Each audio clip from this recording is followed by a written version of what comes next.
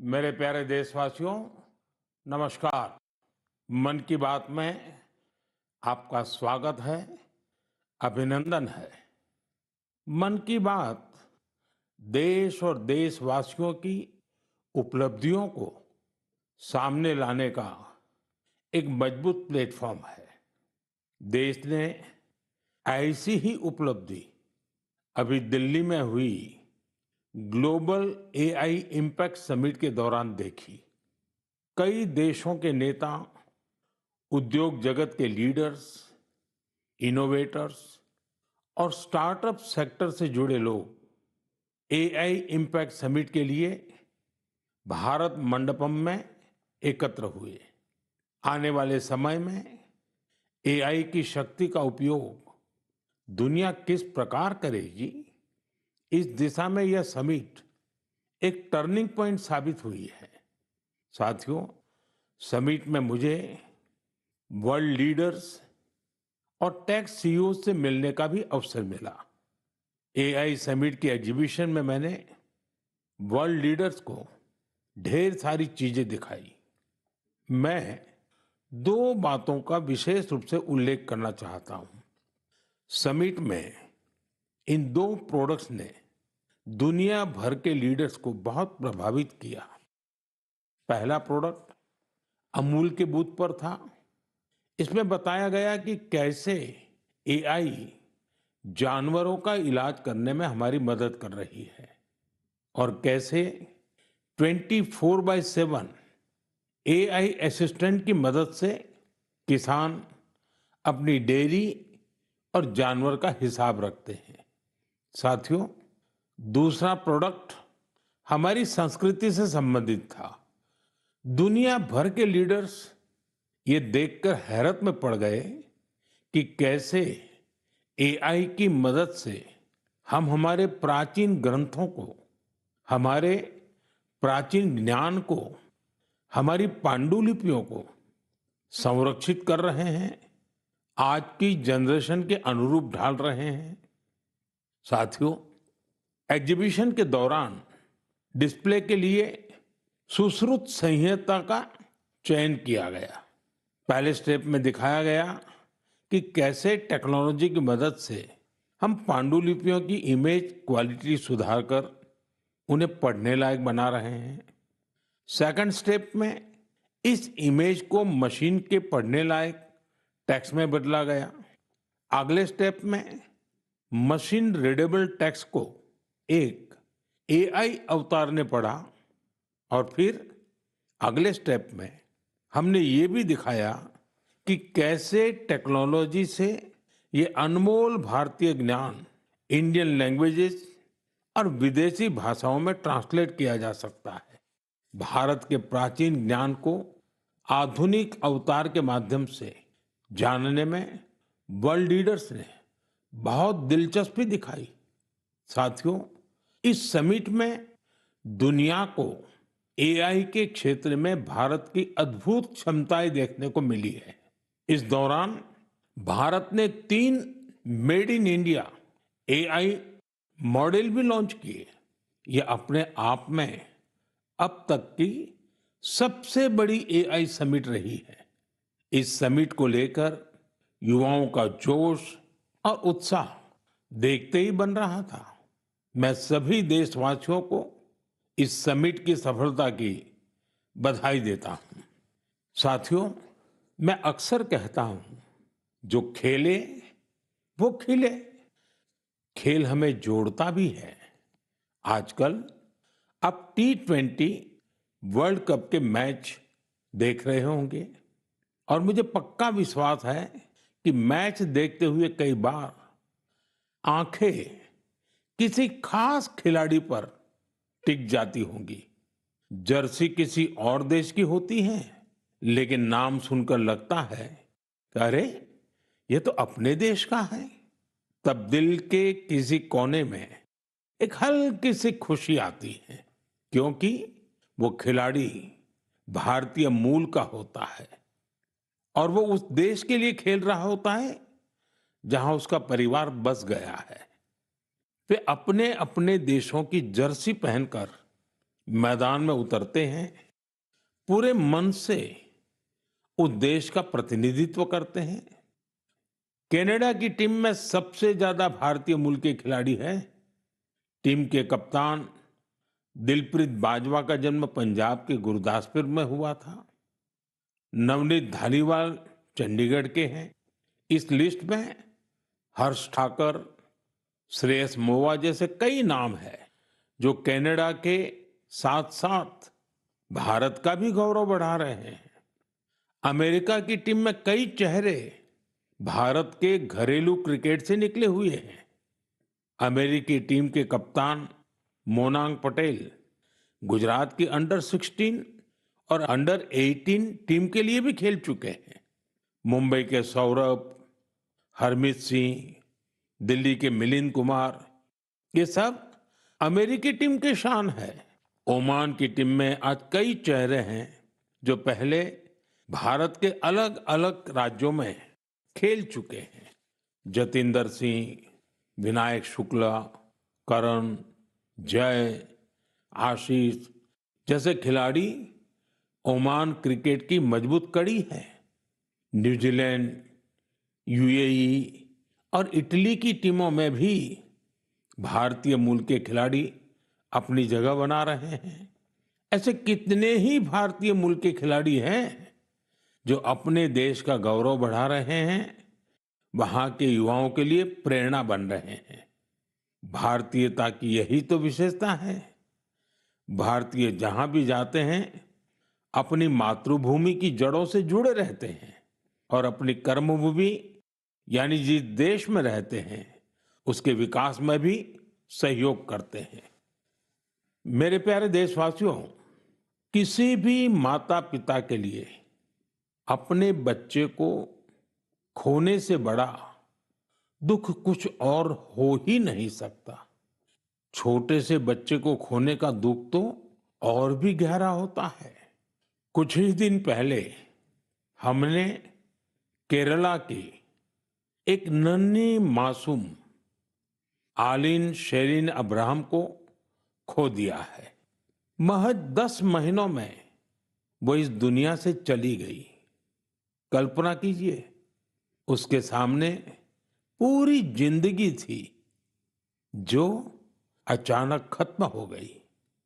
कितने ही सपने और खुशियां अधूरी रह गई।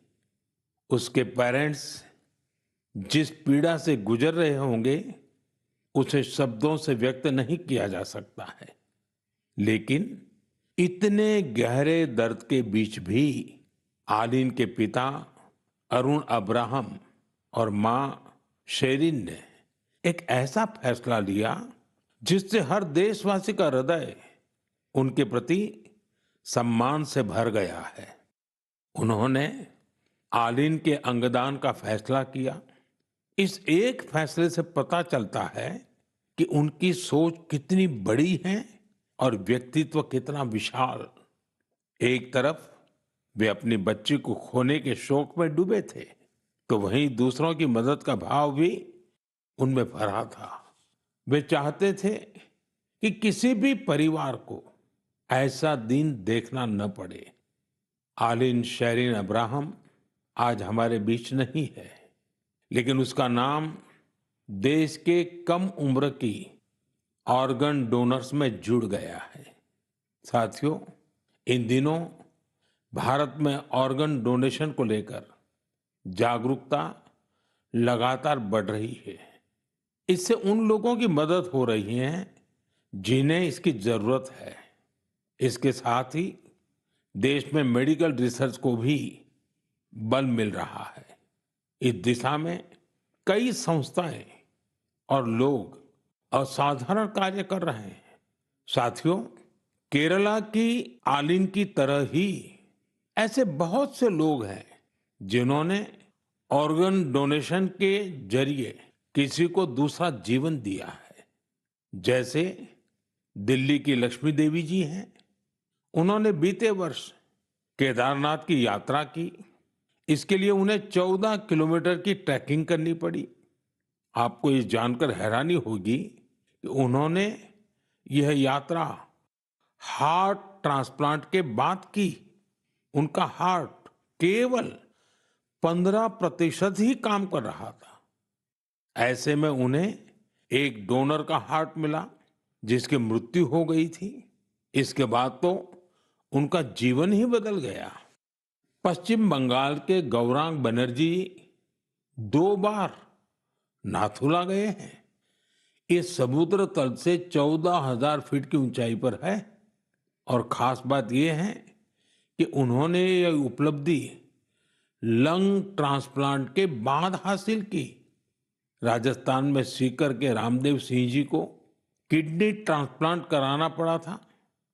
आज वे स्पोर्टिंग एक्टिविटी में कमाल कर रहे हैं। साथियों, आपको इस तरह के बहुत से प्रेरक उदाहरण देखने को मिल जाएंगे। इससे यह बात फिर साबित होती है कि किसी एक की नेक पहल न जाने कितने लोगों की जिंदगी बदल सकती है। मैं उन सभी लोगों के हृदय से सराहना करता हूं जिन्होंने ऐसे नेक कार्य किए हैं। मेरे प्यारे देशवासियों, आजादी के अमृत महोत्सव के दौरान मैंने लाल किले से पंच प्राणों की बात कही थी। उनमें से एक है गुलामी की मानसिकता से मुक्ति। आज देश गुलामी के प्रतीकों को पीछे छोड़कर भारत की संस्कृति से जुड़ी चीजों को महत्व देने लगा है। इस दिशा में हमारे राष्ट्रपति भवन ने भी एक महत्वपूर्ण कदम उठाया है। कल यानी 23 फरवरी को राष्ट्रपति भवन में राजाजी उत्सव मनाया जाएगा। इस अवसर पर राष्ट्रपति भवन के केंद्रीय प्रांगण में सी राजगोपालाचारी जी की प्रतिमा का अनावरण किया जाएगा। वे स्वतंत्र भारत के पहले भारतीय गवर्नर जनरल थे। वे उन लोगों में थे जिन्होंने सत्ता को पद की तरह नहीं, सेवा की तरह देखा। सार्वजनिक जीवन में उनका आचरण, आत्मसंयम और स्वतंत्र चिंतन आज भी हमें प्रेरित करता है। दुर्भाग्य से आजादी के बाद भी राष्ट्रपति भवन में ब्रिटिश प्रशासकों की मूर्तियां तो लगी रहने दी गई, लेकिन देश के महान सपूतों को जगह नहीं दी गई।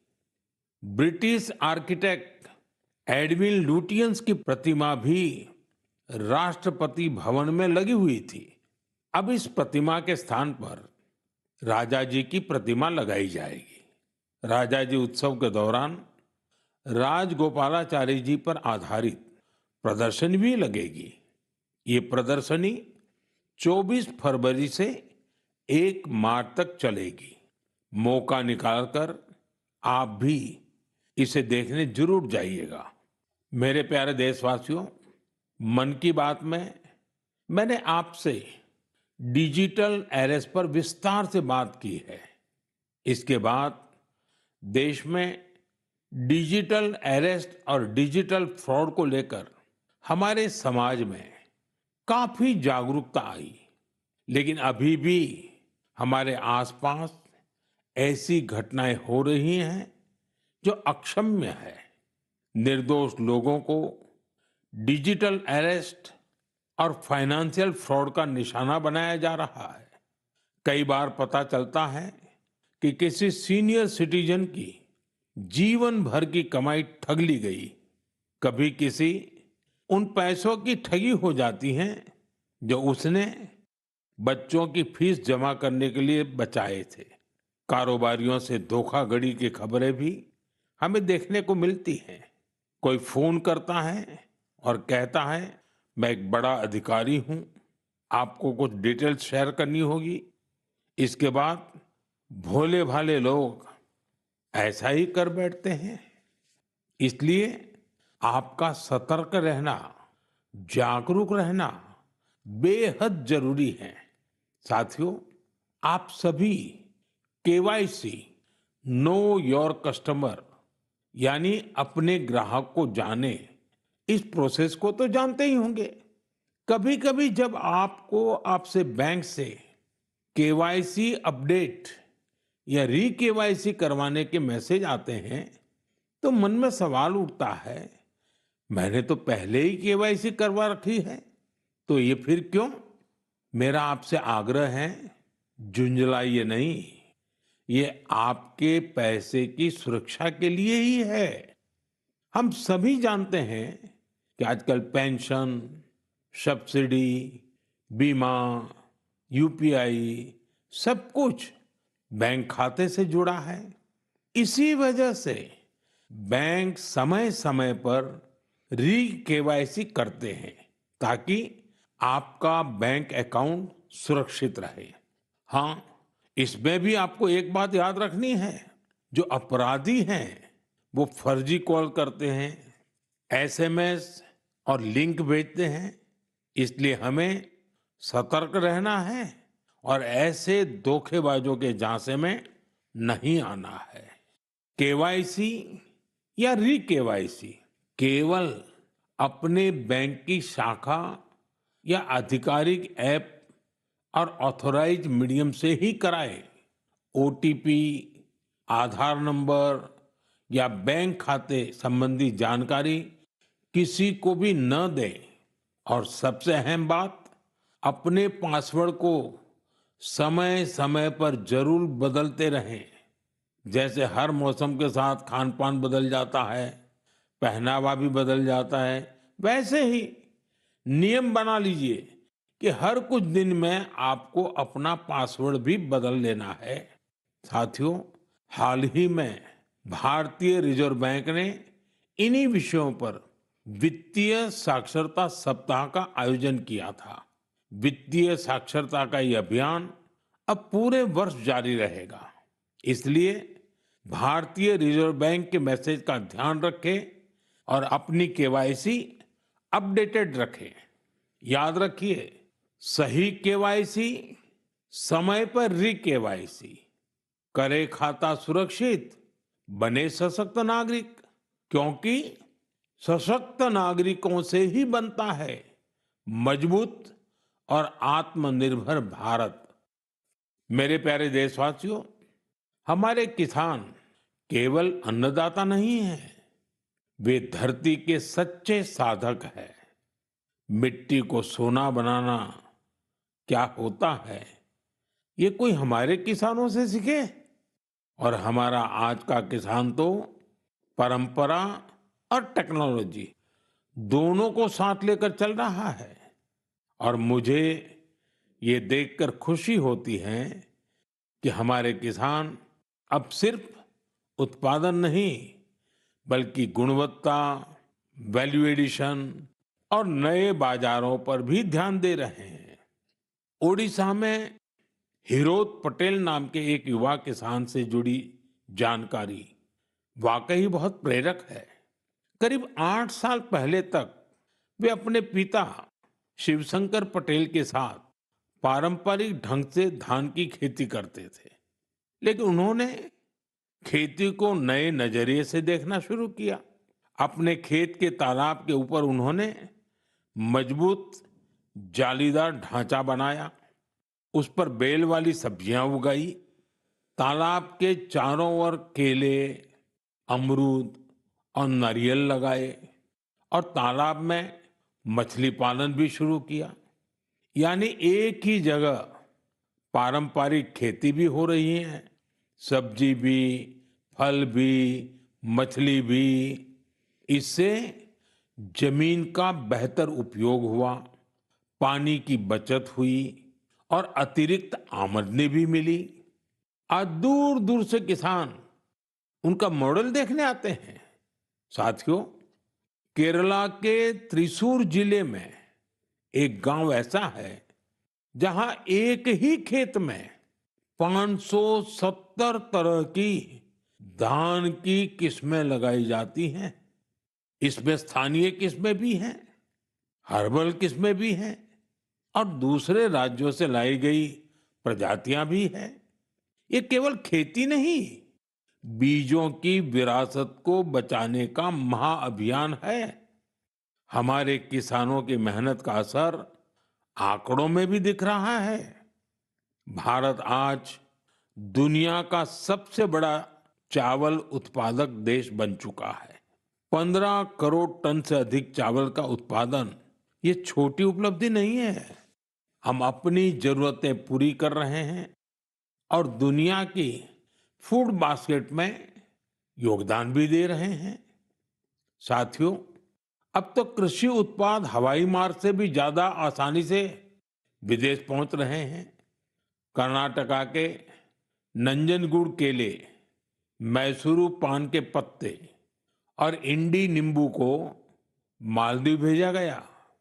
ये उत्पाद अपने स्वाद और गुणवत्ता के लिए जाने जाते हैं और इन्हें जीआई टैग भी मिला है। आज का किसान क्वालिटी भी चाहता है, क्वांटिटी भी बढ़ा रहा है और अपनी पहचान भी बना रहा है। मेरे प्यारे देशवासियों, पिछले वर्ष इसी समय महाकुंभ की अद्भुत तस्वीरें आपको जरूर याद होगी। संगम के तट पर उमड़ता जनसागर, आस्था का अथाह प्रवाह और स्नान के उस पावन क्षण में जैसे भारत अपनी सनातन चेतना से साक्षात्कार कर रहा था।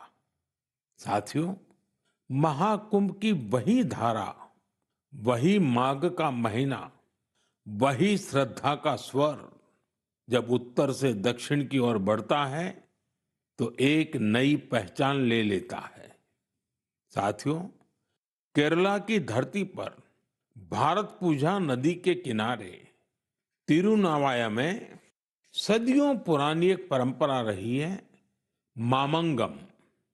इसे कई लोग महामाघ महोत्सव या केरला कुंभ भी कहते हैं। माघ के महीने में पवित्र नदी में स्नान और उस क्षण को जीवन का अमिट स्मरण बना लेना, यह इसकी आत्मा है। समय के साथ यह परंपरा जैसे ओझल हो गई थी। करीब 250 वर्षों तक यह आयोजन उसी भव्यता में नहीं हुआ था जैसे पहले हुआ करता था। लेकिन आज अपनी विरासत को फिर से पहचान रहे हमारे देश में इतिहास ने फिर करवट ली है। इस बार बिना किसी बड़ी घोषणा के केरला कुंभ का सफल आयोजन हुआ। लोगों ने इसके बारे में एक ने दूसरे को बताया, कानों कान बात पहुंचती गई और देखते ही देखते श्रद्धालु तिरुनावाया पहुंचने लगे। साथियों, महाकुंभ हो या केरला कुंभ, ये केवल स्नान का पर्व नहीं है, यह स्मृति का जागरण है, यह संस्कृति का पुनर्स्मरण है।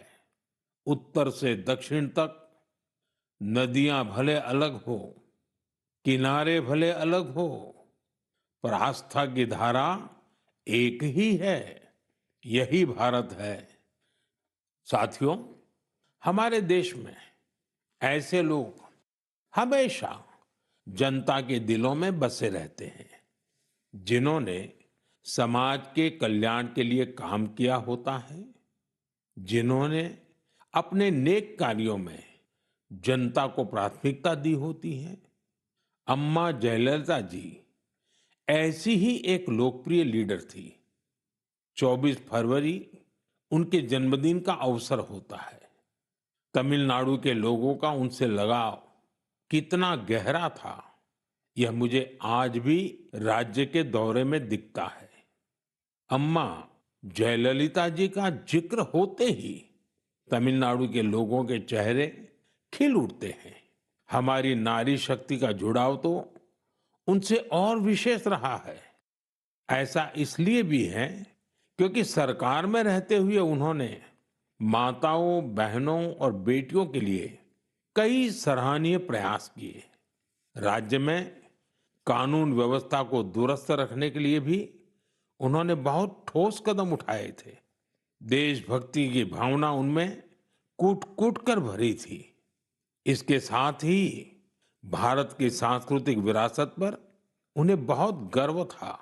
अम्मा जयललिता जी के साथ हुई हर मुलाकात, हर प्रकार की बातचीत मेरे मन में आज भी ताजा है। वे गुजरात में 2002 और 2012 में हुए मेरे 2 शपथ ग्रहण समारोह में भी शामिल हुई थी, जब हम दोनों अपने-अपने राज्य में मुख्यमंत्री थे। तब गुड गवर्नेंस जैसे विषयों पर अक्सर हमारे बीच बातचीत होती रहती थी। उनकी सोच बिल्कुल स्पष्ट थी और विचार बेहद सुलझे हुए। यह उनकी एक बड़ी खासियत थी। कई वर्ष पहले उन्होंने पोंगल के पावन अवसर पर मुझे लंच के लिए चेन्नई आमंत्रित किया था।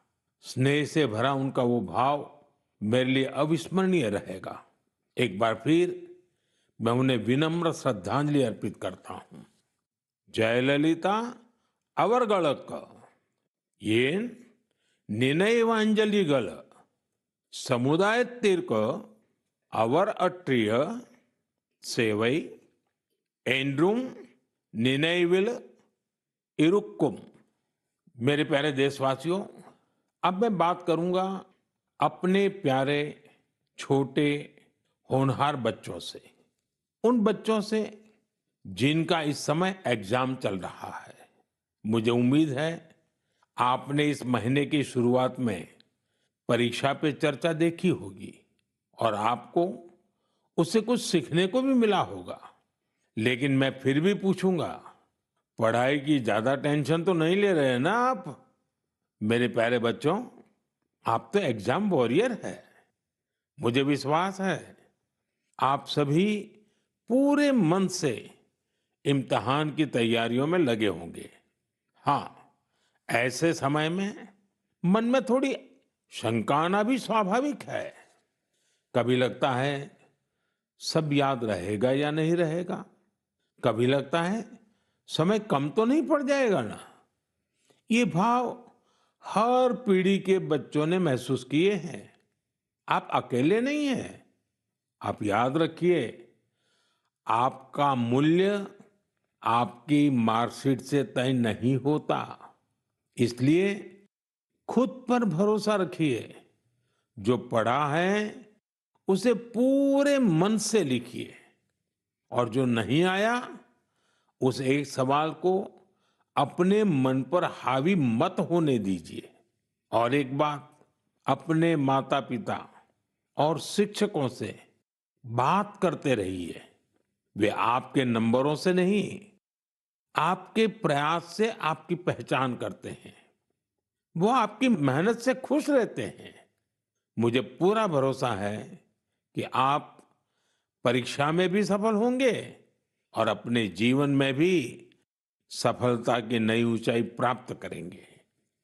साथियों, इन दिनों रमजान चल रहा है। मैं इस पवित्र महीने के लिए सभी को शुभकामनाएं देता हूं। कुछ ही दिनों बाद होली का पर्व भी आ रहा है, यानी रंग, गुलाल और हंसी खुशी से भरा समय दस्तक देने वाला है। आप सभी अपने परिवार और अपनों के साथ खुशी के साथ सारे त्योहार मनाएं। और हाँ, कुछ मंत्र हमेशा याद रखें, जैसे वोकल फॉर लोकल। हमारे होली के त्योहारों में या अन्य कोई भी त्योहार में अनेक ऐसे साजो सामान घुस गए हैं जो विदेशी हैं। इन्हें त्योहारों से दूर रखिए, होली से भी दूर रखिए, स्वदेशी अपनाइए। जब आप स्वदेशी खरीदते हैं तो देश को आत्मनिर्भर बनाने के अभियान में भी मदद करते हैं। साथियों, मुझे हर महीने मन की बात के लिए आपके ढेरों सुझाव मिलते हैं। आपके भेजे गए संदेशों से हमें देश के कोने कोने में छिपी अद्भुत प्रतिभाओं के बारे में पता चलता है। निजी स्वार्थ से उठकर समाज के लिए कुछ करने की अनेक प्रेरणादायी गाथाएं आपके माध्यम से देश भर के लोगों तक पहुंची हैं।